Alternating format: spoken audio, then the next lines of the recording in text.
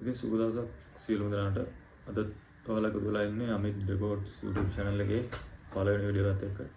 ඉතින් ඔයාලා බලන්න මේ channel එක මොකක්ද කියලා මේකෙන් අපි කතා කරන්න බලාපොරොත්තු වෙනවා. ලෝකේ මෙතෙක් දුරට විසඳලා නැති අභිරහස් සම්බන්ධ සිදුවීම් ගැන කතා කරන්න බලාපොරොත්තු වෙනවා අපේ මේ අලුත් channel එකේ. ඉතින් ඔයාලට පුළුවන් channel එකත් එක්ක දිගටම එකතු වෙලා ඉන්න subscribe කරලා notification all bell එක on කරලා තියාගන්න. ඒකට පුළුවන් වීඩියෝ එකක් දාපුවම ඔයාලට දැනගන්න. ඉතින් අද කතාව මොකක්ද කියලා බලන්න අපි යමු වීඩියෝ එකේ ඉස්සරහට.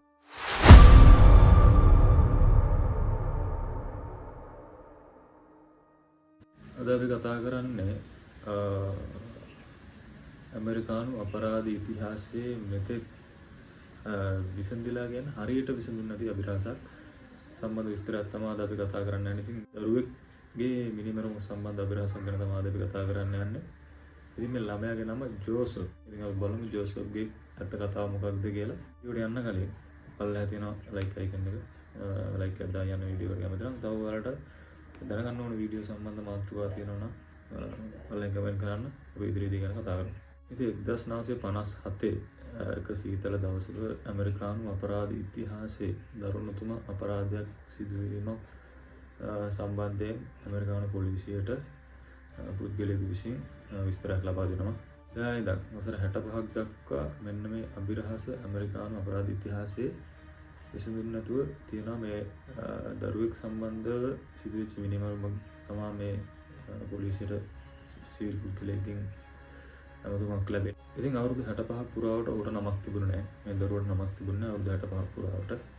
මෙතෙක් කාලය තුල ඔහු හැඳින්වුවේ ඇමරිකාන් unknown child කියලා. කියන්නේ ඇමරිකාවේ නමක් නැති දරුවා.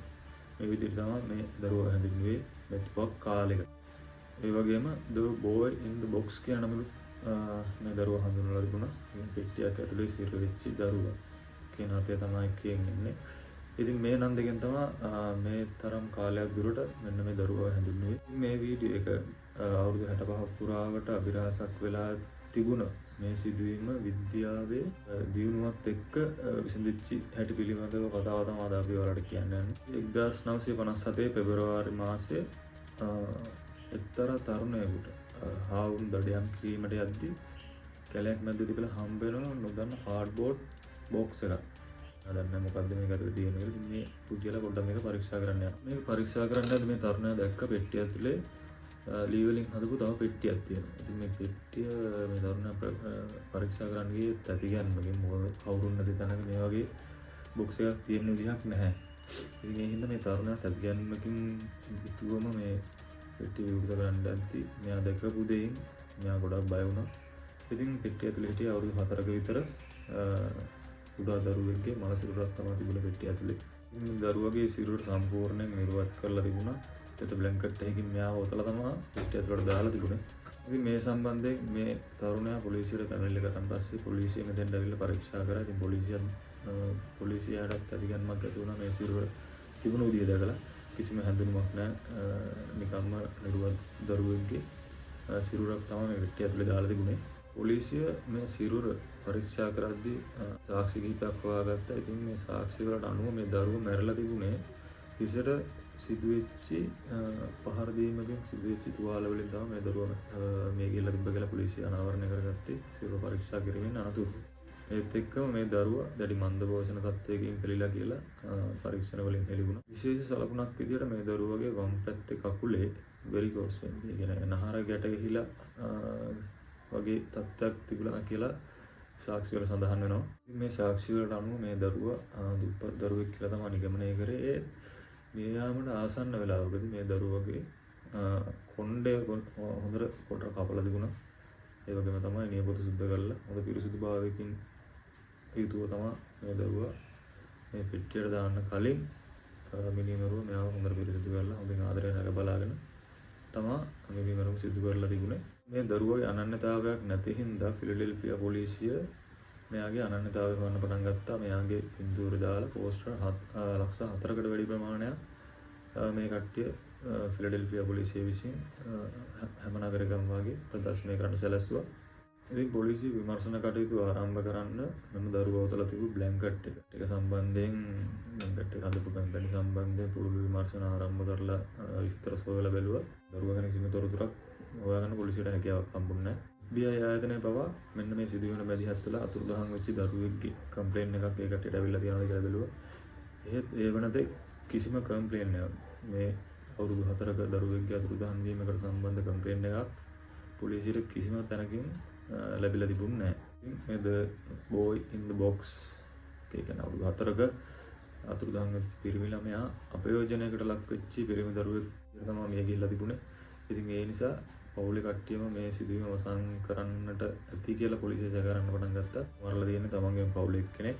පවුලේ එක්කෙනෙක් මරලා තියෙනවා. ඒත් පොලිසියට මේ සම්බන්ධයෙන් දැනුවත් කරලා නැත්තේ දරුවා අපයෝජනය කරලා මරලා තිබුණේ ඉඳලා තමයි පොලිසිය සැක කරන්න පටන් ගත්තේ මේ සිදුවීම එක්ක. ෆොක්ස් චේස් ප්‍රදේශයේ විලියම් හැන්ස්බෙරි කියන ව්‍යාපාරිකයා මේ සිදුවීම සම්බන්ධයෙන් තම පෞද්ගලික ධනය වියදම් කරලා ගොඩාක් පරීක්ෂණ කරා මේක විසඳන්න. මේ පුද්ගලයා මේකට වියදම් කළා මේ සිද්ධිය විසඳන්න නඟුරුණාන් පස්සේ මේක ඇමරිකානු ඉතිහාසයේ කෝල්ඩ් කේස් එකක් කියන්නේ විසඳුන්නේ නැති විසඳගන්න බැරි වුණ ගොඩාක් දුරට ඇදලා ගියපු කේස් එකක් බවට පත් වුණා මෙන්න මේ දරුවගේ සිදුවීම දරුවගේ මරණය.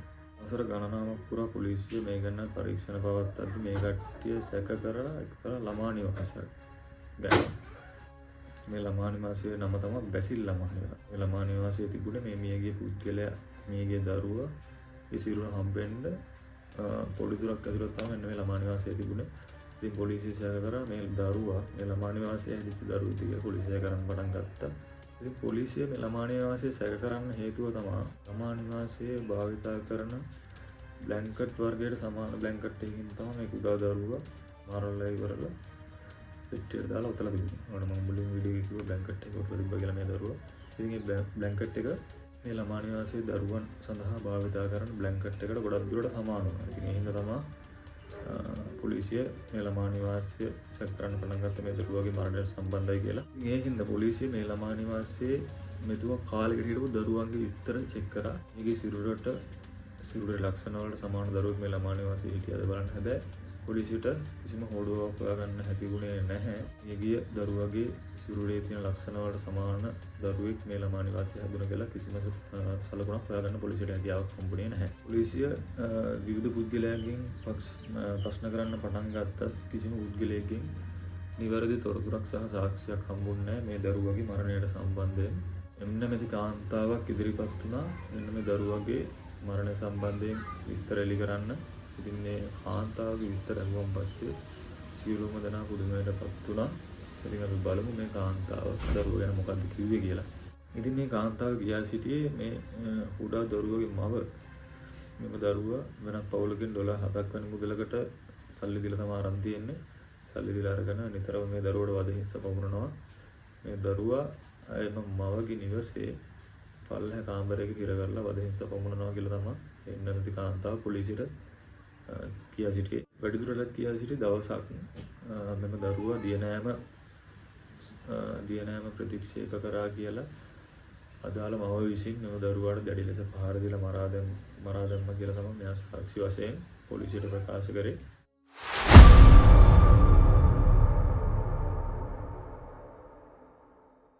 ඉතින් මේ සාක්ෂි හමුවේ අදාළ කාන්තාව පරීක්ෂා කරන්න පොලිසිය ගියත් මනෝවිද්‍යා නිලධාරීන්ට කාන්තාව යොමු කරත් ඇයගේ කිසිම කියන්නේ ව්‍යාකූලත්වයක් පේන්නේ නැති නිසා නඩුවට සාධාරණ සාක්ෂියක් වශයෙන් මේ කාන්තාව යොදා ගැනීමට පොලිසියට හැකියාවක් ලැබුණේ නැහැ. අවුරුදු ගාණක් මේ විදිහට මේ සිද්ධිය ඇදිලා ගිහිල්ලා 1998 වර්ෂයේ මේ දරුවගේ සිරුර නැවත එළියට ගන්නවා පරීක්ෂණ කටයුතු වලට DNA පරීක්ෂණ කටයුතු වලට නැවත එළියට ගන්නවා මේ දරුවගේ සිරුර. තාක්ෂණයේ සීමාවන් ඒ කියන්නේ අපිට පරීක්ෂා කරන්න පුළුවන් සීමාවන් තියෙනවනේ නීති සම්බන්ධයෙන් නීතිත් එක්ක ගත්තාම කරන්න පුළුවන් සමහර දේවල් වල සීමාවක් තියෙනවා.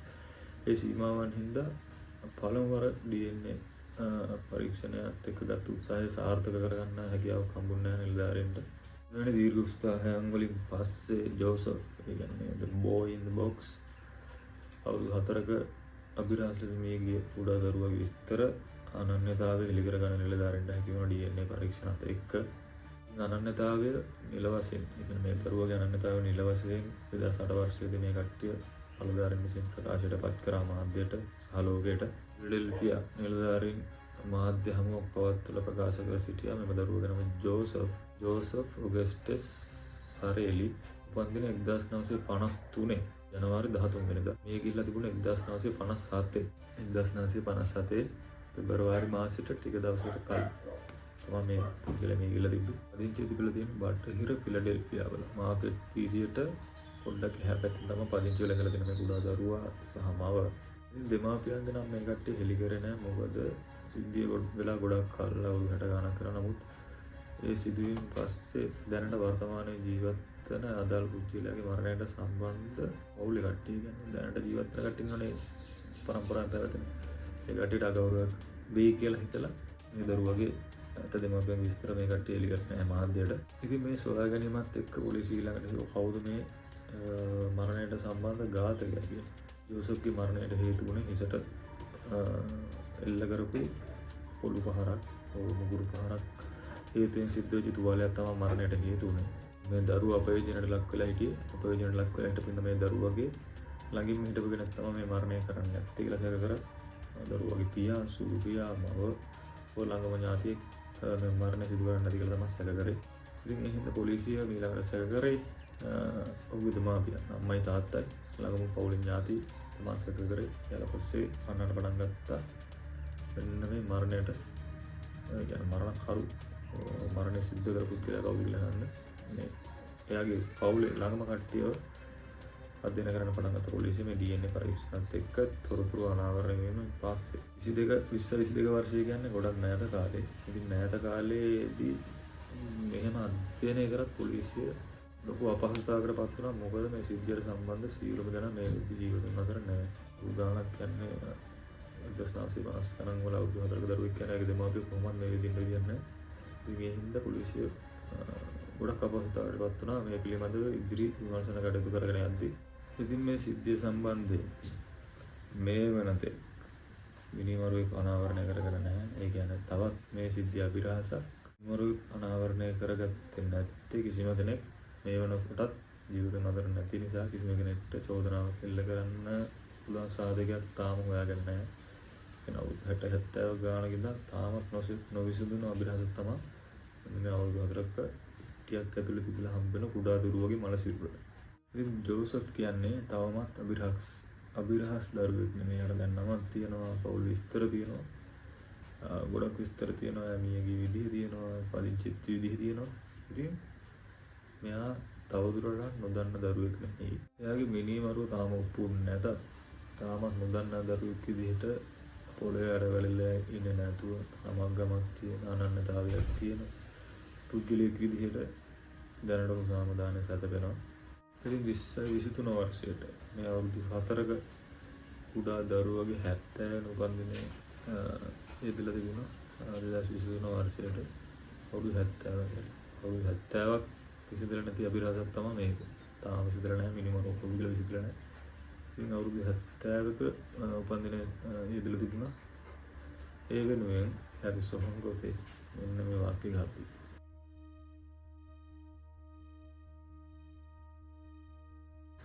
ඉතින් අදට අපි වීඩියෝ එක ඉවරයි. ඉදිරියටත් මේ වගේ අභිරහස් නොසිතන සිද්ධි සම්බන්ධයෙන් විස්තර ඇතුළත් වීඩියෝ අරගෙන බලාපොරොත්තු වෙනවා. ඉතින් මොනවා හරි පළවෙනි වීඩියෝ එකෙන් ගොඩක් අඩුපාඩු ඇති. අඩුපාඩු තියෙනවා නම් පාලින් කමෙන්ට් කරන්න අපි ඒවා හදාගෙන ඉස්සරහට යනවා. එහෙනම් සියලු දෙනාට සුබ දවසක්. දිගටම අපිත් එක්ක රැඳිලා ඉන්න. අලුත් වීඩියෝ එකක් දාපු ගමන් දැනගන්න subscribe කරලා notification all bell icon එක on කරලා තියාගන්න. සියලුම දෙනාට සුබ දවසක්.